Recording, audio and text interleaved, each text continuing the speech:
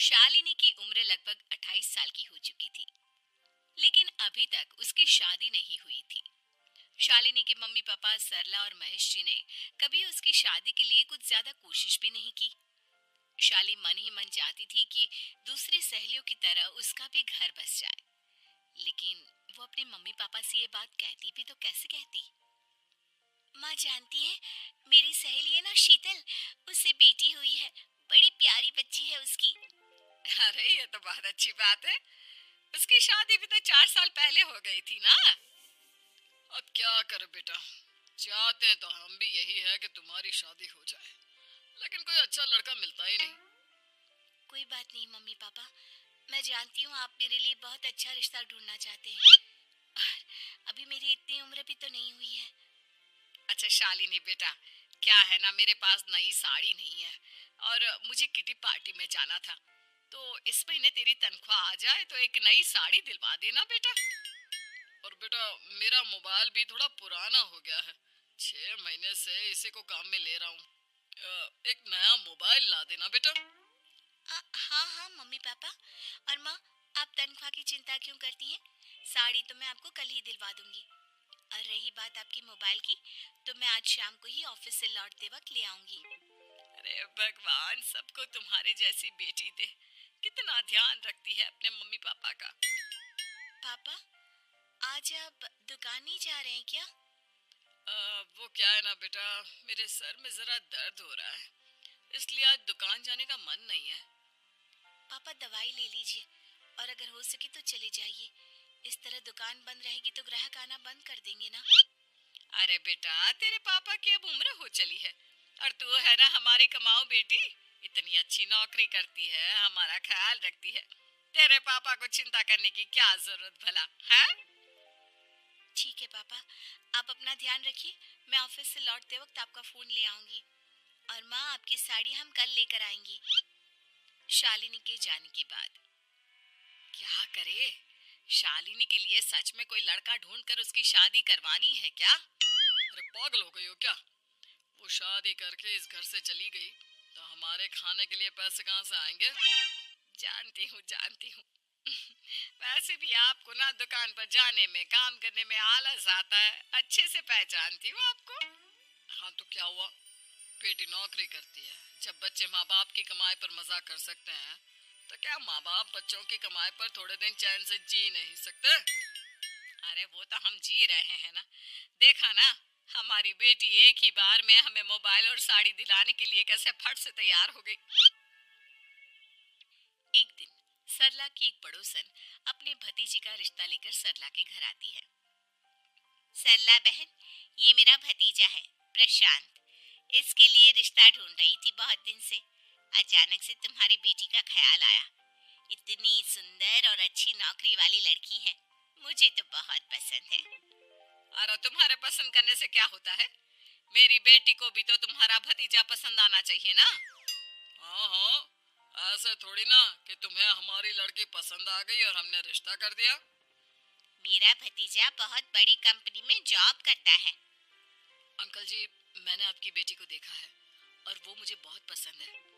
हाँ हाँ, तुम्हें तो पसंद है, लेकिन हमें भी तो उससे एक बार पूछना पड़ेगा ना। तो बुलाइए ना शालिनी को, उससे पूछ लेते हैं कहाँ है वो। ऑफिस गई है और उसको आने में अभी देर लगेगी। लेकिन तभी शालिनी ऑफिस से आ गई। ये लीजिए, शालिनी भी आ गई। अब आमने सामने ही बात कर लेते हैं। आओ आओ शालिनी बेटा, इससे मिलो। मेरा भतीजा प्रशांत प्राइवेट कंपनी में अच्छी जॉब करता है। अब बेटा, तुम्हें ये लड़का पसंद है क्या? देखो बेटा, सोच समझ कर हाँ करना, तुम्हारे ऊपर कोई जबरदस्ती नहीं है। मम्मी पापा, प्रशांत की जॉब और उसकी बातें सुनकर मुझे तो काफी अच्छा लगा। मैं उससे शादी करने के लिए तैयार हूँ। ये लो, सारा मामला यहीं के यहीं निपट गया। लड़का और लड़की राजी हैं, तो अब हमें क्या। सरला की पड़ोसन और प्रशांत वहां से चले जाते हैं। अगले दिन, क्या हुआ मम्मी पापा, आप इतने उदास क्यों लग रहे हैं? वो क्या है ना बेटा, तुमने शादी के लिए हाँ कर दी उस लड़के के साथ। तो क्या हुआ माँ, उस लड़के में कोई खोट है क्या? आपको वो पसंद नहीं?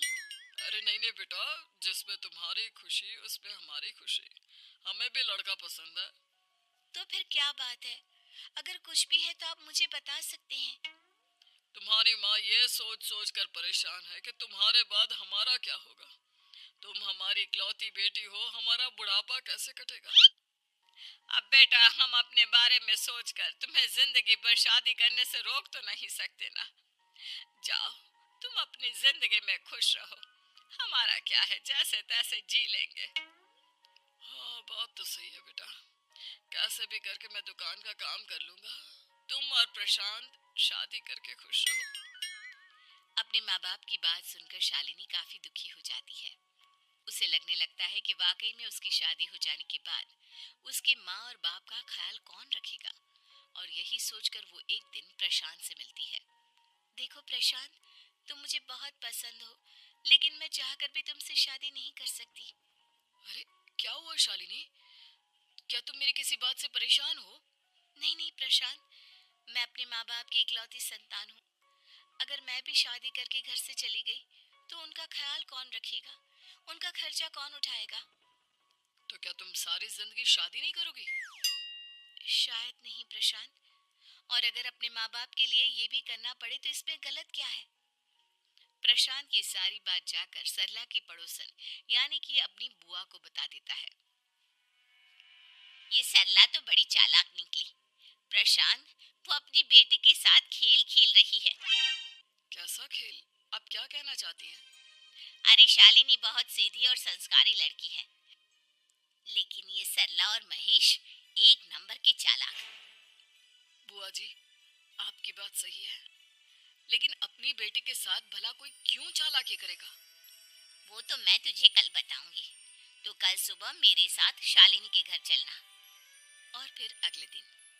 क्या हुआ सरला बहन, तुम्हारी बेटी ने तो शादी के लिए मना कर दिया। अब पता नहीं बहन जी क्यों मना कर दिया। हम तो चाहते थे कि बेटी की शादी धूमधाम से करें। हमारी तो बहुत इच्छा थी कि शालिनी की शादी प्रशांत के साथ हो जाए, लेकिन अब क्या करें, वही नहीं चाहती। आंटी जी, शादी के बाद मुझे अपने माँ बाप की बहुत चिंता रहेगी। उनका ख्याल कौन रखेगा। और इसलिए मैं प्रशांत तो क्या, किसी से भी शादी नहीं करना चाहती। अंधी हो गई हो क्या माँ बाप के प्यार में? पहले जरा अपने माँ बाप से सच तो पूछ लो। कैसा सच? यही सच शालिनी, कि ये तुम्हारे सगे माँ बाप नहीं है और तुम इनके लिए सिर्फ पैसे कमाने का एक जरिया हो। अरे अरे, ये तुम क्या कह रही हो। सच ही तो कह रही हूँ भाई साहब। अब सीधे सीधे अपनी बेटी को अपनी सच्चाई बताओगे या फिर मैं कोई दूसरा तरीका निकालूं? हमें माफ कर दो शालिनी, वो क्या है ना, हमारी कोई औलाद नहीं थी और जब तुम छोटी थी तो हमने तुम्हें गोद ले लिया था। तो इस नाते तो मैं आपकी बेटी ही हुई ना। लेकिन तुम्हें गोद लेने का हमारा सिर्फ एक ही मकसद था कि बड़ी होकर तुम नौकरी करो और हमारे लिए पैसे कमाओ, क्योंकि तुम्हारे पापा को काम करने में बहुत आलस आता है। और ये सच है कि हम ही नहीं चाहते थे कि तुम्हारी कभी भी शादी हो। कोई बात नहीं मम्मी पापा, आपने मुझे गोद लिया, पाल पोस कर बड़ा किया। भले ही उसके पीछे आपका कोई भी इरादा सही, लेकिन मैं आपकी बेटी हूँ। शादी तो मैं प्रशांत के साथ कर लूंगी, लेकिन उसके बाद भी जिंदगी भर आप दोनों का ख्याल रखूंगी। शालिनी की बातें सुनकर सरला और महेश को अपनी गलती का एहसास होता है और वो उससे माफी मांगते हैं।